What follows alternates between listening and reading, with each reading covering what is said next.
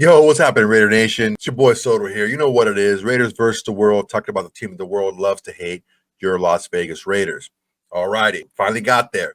Day 4, offensive lineman. We're going to take a look at the top offensive tackle prospects and the top interior offensive lineman prospects. Now, the reason why I did that is there's a lot of mix and matching going on in the interior offensive line. A lot of guards playing center, a lot of centers playing guard. Heck, a lot of tackles playing guard.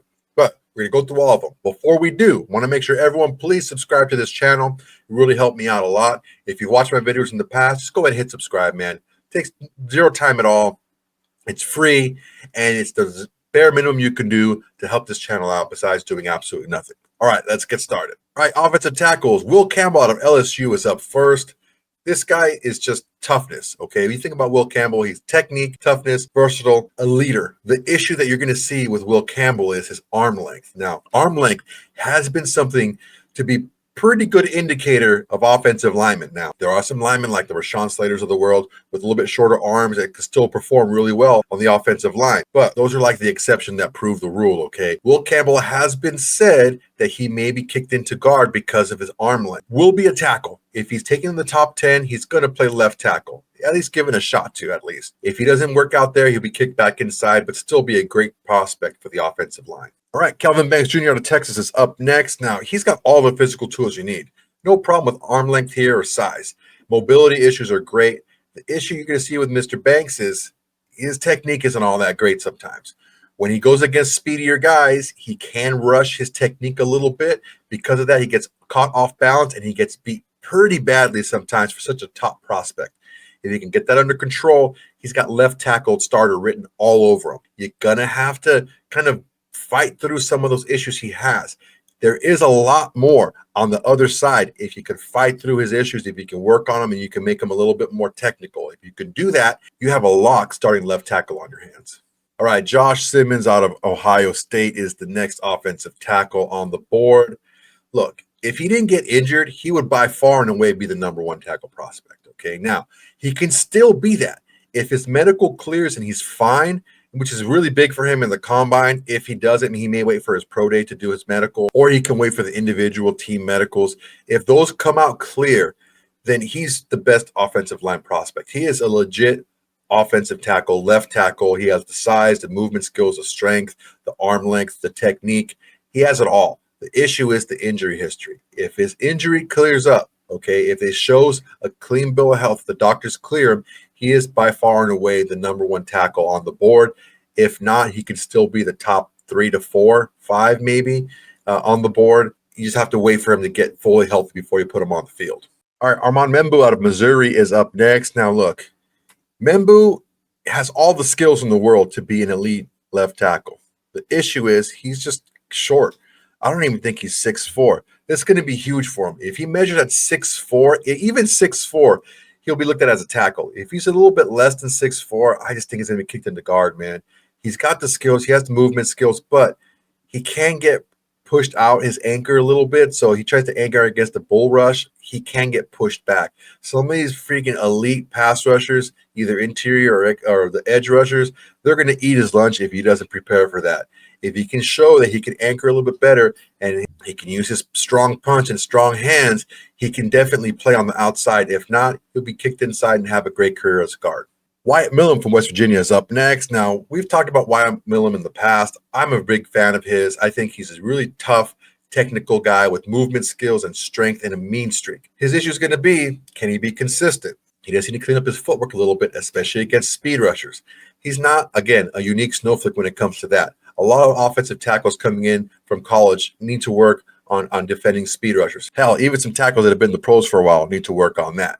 But Millam can be a guy that can work out for you really well at tackle or at guard.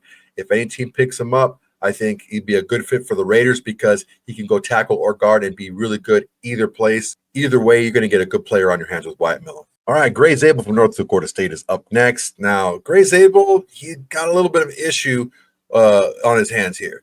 He's got great technique. He's strong. He's a bull. He's mean. He's a good run blocker. His issue is speed rushing. Again, the speed rushers, man, they really kill these offensive linemen. And the thing with him is he didn't really see the type of caliber of speed rusher in North Dakota State that he would in like a Power 5 conference. When he went to the Senior Bowl, he kind of had a little bit of a rough time sometimes. Now, it is set up for the defenders to win in those one-on-one drills. I'm not going to base my entire scouting report on Gray Zabel on that, but he does need to improve handling speed rushers. If he can do that, and he can show improvement, he can be a guard right away in the NFL and grow into a tackle spot. All right, Josh Conerly's up next out of Oregon. Now, I wanted to put him in top 5, but I just felt that some of the versatility from the other players kind of moved him up a little bit. But Josh Conerly, if he can put it together, this guy's got it all, man. He's got the size, he's got the speed, movement skills, hand placement, technique. He can really do it. I really think he's a high ceiling, high floor guy. You put him at left tackle and you just let him work. You let him get better by experience, because this guy's going to be an excellent player for years to come at the left tackle position. He's going to be gone in the first round, more than likely. If he does happen to slip into the second round, he's available for us to pick, I would jump all over it. He did have that weird tape against Mike Green in the Senior Bowl where he kind of got bowled over. But look, I talked about it before. These drills in the Senior Bowl, especially the one-on-one drills for offensive, defensive lines, they're kind of set up for the defensive lineman to win. So I'm not going to base my whole scouting report on one snap in Senior Bowl practice.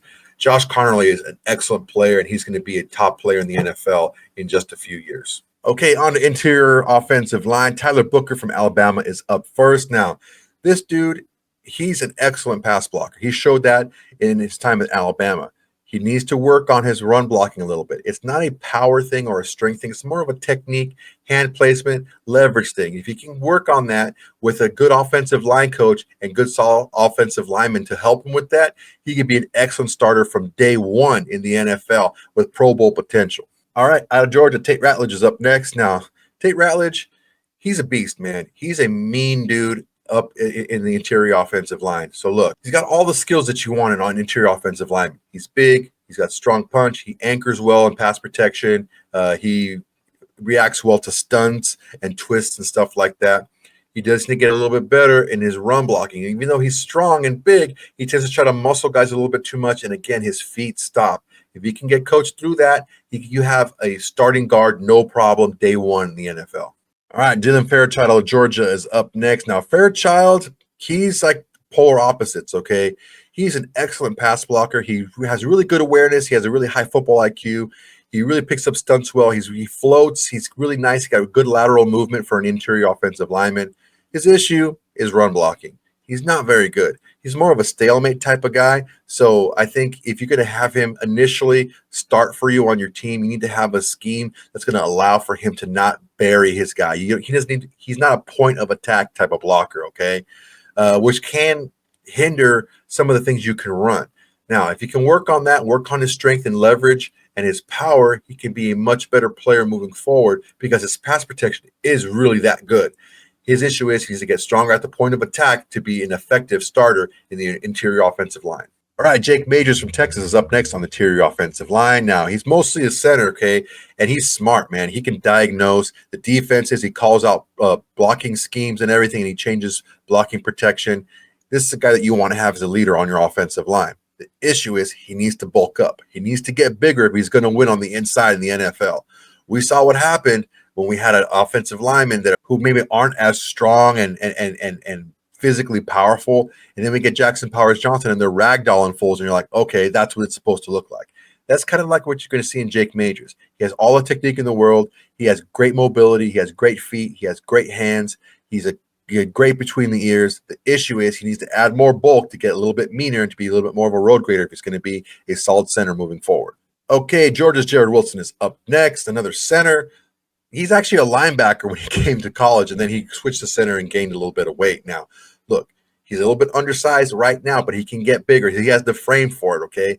But he's super smart, man. He's got great football IQ. He can diagnose defenses and switch around protections if the quarterback doesn't do it himself. The issue we're going to see here is he needs to get better with the run blocking. Pass blocking, great mobility, great movement skills for a center. He can be a guy that can pull out and get in someone's way in a kind of zone blocking scheme. His mobility skills are like through the roof. He can get out in space and he can make something happen for you. But if you want to ask him to kind of anchor the point of attack, it's really not what he does at his best yet. He needs to get a little bit stronger, a little bit bigger, get a little bit better technique to be able to move some of these big interior defensive linemen in the NFL. But you're getting a nice high ceiling, high floor prospect. Luke Kandra of Cincinnati is up next. Now, Luke Kandra is another undersized guy. A lot of these guys, they have great movement skills. Don't get me wrong. These guys are really athletic for interior offensive linemen, and they're probably going to run really well. But they need to add some size because, man, these defenders that are out nowadays, especially these interior defensive linemen, these guys are beasts and a half, man. They have it all. So you need to be an offensive lineman on the interior that has it all, too. You need to be big, strong, thick, and be able to move a body. If you can't move those bodies out of the way, these defenders are going to make plays on you. Kandra is the type of guy that can be a nice starter for you for years to come. He's going to bulk up a little bit and get a little bit more experience playing against this big competition. Jonah Monheim is up next out of USC. Now, Jonah, he played all over the line. He was the leader of the Trojan offensive line. He played tackle, guard, he played center. He's probably best on the interior, okay? He has some nice movement skills, but he doesn't have that lateral speed that you need and the quickness that you need for a tackle going against those edge rushers.